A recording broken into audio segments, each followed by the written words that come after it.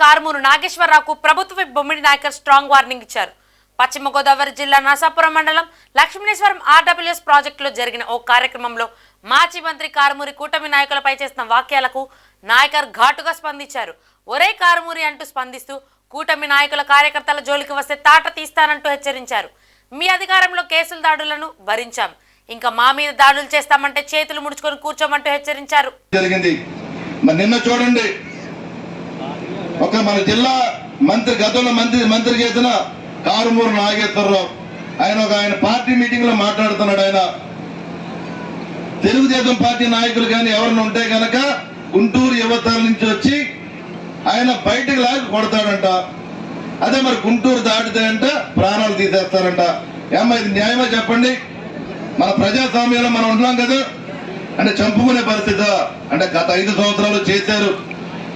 ఆ నాయకుడు సహకరించే వాళ్ళకి ఒరే కారుమూరు నాగేశ్వరరావు నా కొడక చెప్తున్నాను నీకు, మా నాయకుల జోలికి ఏమన్నా వస్తే తాట తీసేస్తాను. ఈ సందర్భంగా తెలియజేస్తున్నాను. నేను సహించాం, మేము ప్రజల కోసం ప్రజల సమస్యల కోసం మేము నిలబడ్డాం. మేము నా కొడకలారా మీరు మాట్లాడే తీరుకి గుణపాఠం జరుగుతున్నది అని చెప్తున్నా.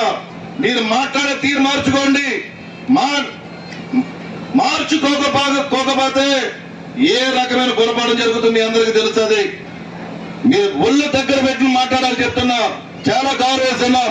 ప్రజల కోసం పనిచేస్తున్నాం. మేము ప్రజల సమస్యల కోసం పనిచేస్తున్నాం. మేము ఇష్టం వచ్చినట్టు మాట్లాడతాం. మా నాయకుల కోసం మాట్లాడితే గతంలో సహించాం, ఎక్కడా కూడా లేదని చెప్పి ఈ సందర్భంగా తెలియజేస్తాను. నేను ఎక్కడన్నా కానీ నోటు దారారా అక్కడే నీ నియోజకవర్గంలో ప్రజలందరూ కూడా బట్టలు కూడా తీసి నేను కొట్టే విధంగా ఉంటుందని చెప్పి ఈ సందర్భంగా నేను తెలియజేస్తున్నా. అంటే నేను మాట్లాడదలుచుకోలేదు. నేను మాట్లాడే అవకాశం మీరు కల్పిస్తున్నారు. మీరు ప్రజల కోసం, అభివృద్ధి కోసం, రాష్ట్రం కోసం, రాష్ట్ర భవిష్యత్తు కోసం మేము ఈ ఎన్డీఏ కూటమి పనిచేస్తుంది.